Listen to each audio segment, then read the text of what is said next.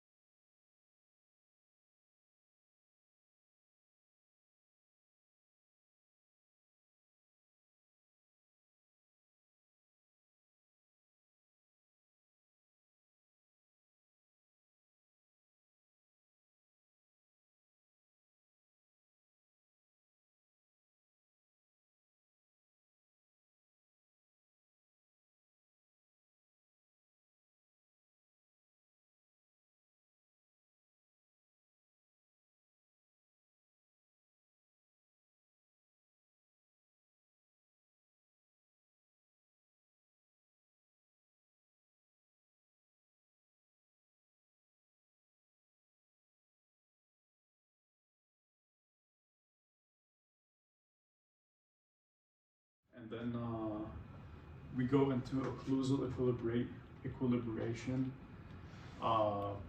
It's a procedure of selective coronal tooth modification, and it's usually when you like have to remove some enamel through coronoplasty, or it's also called enamelplasty. And why do we do that? We do that to promote a proper and stable MICP and a stable TMJ. In terms of prerequisites for healthy dentition, we have proper MICP, freedom of interferences, and stability. And that goes back to this. So for MICP, proper MICP, we have light anterior contact, and then proper MICP where you have the cusp of the fossas or the marginal ridges. And for the freedom of interferences, we can test that in two ways: lateral excursions and protrusion. So for lateral excursion, you usually have the canine guidance. However, if you don't, you'll have something called group function, which is not ideal. And basically what happens is that your mandibular premolars, maxillary premolars, and the mesial-buccal cusp of the mandibular M1 take over, and they create like their own guidance. And she mentions that in class a lot, I believe.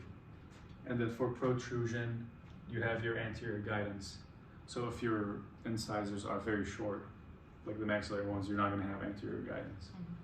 And then here we have bruxism, which is basically like opposing to the healthy gums that we have. So we have abrasion, which is like a big dent, gum recession, which is you have like normal gums, but they're kind of like going back. And then attrition is when your like enamel is like starting to shave off. And one thing that I always forget is abrasion, which is loss of enamel due to mechanical trauma. So I would say that's like wear and tear. It's like grinding, yeah. It's like more grinding, okay. Wait, Yeah, so but- abrasion is caused by grinding and attrition is caused by what then? I think it's chemical, if No, I that's remember. erosion. Erosion. Erosion is chemical, it's pH. Attrition versus abrasion. Abrasion is mechanical, I know that. Attrition could be just from, is it from the function? Like from biting? From clenching? Hair That would be function? So- grinding, right? I think it's part of the pair functions. Okay, sorry, we got it wrong. Dental attrition is caused by tooth-to-tooth contact forming, requiring wear facets upon pristine enamel, whereas abrasion is caused by food and foreign body contact, such as toothbrushing. Oh, yes. So, Abrasive. yeah. That's why don't be so abrasive when you brush. Mhm. Yes. Okay, so abrasion is by like foreign objects against the tooth. So attrition is grinding. Attrition Yeah, is grinding. Attrition is And then abrasion, tooth to tooth. yeah. And Because erosion it I has know is two chemical T's pH. in it. Tooth to tooth. Attrition. Good job. 2 T's. Abrasion is the other. Because when Is the you other. brush. Yeah, brush. Brush, Literally brush, abrasion brush. Great question. Good That job. makes it way clearer. Good work, guys. So erosion is chemical, attrition is loss of enamel due to mechanical trauma, so things such as grinding, Tooth to and tooth. tooth to tooth, tooth to Totally need to have done this first. tooth. Already. And then abrasion is tooth to foreign objects, so like you bite on a very dry, bad piece of steak, and that's what happens. I was Please. thinking of a walnut. Well- I was thinking about nuts. That must be Really? a very dry steak. Yeah. You want abrasion to happen. I'm thinking about a specific time. but- When it's like charcoal. yeah. 3 stages of occlusal adjustment. So number 1 is the elimination of MICP interferences. So we go back to here. Those are the ones that make up the healthy dentition. Elimination of MICP interference, elimination of lateral interference, and elimination of protrusive interference. So basically that's all we need for MICP, freedom of interferences, and stability.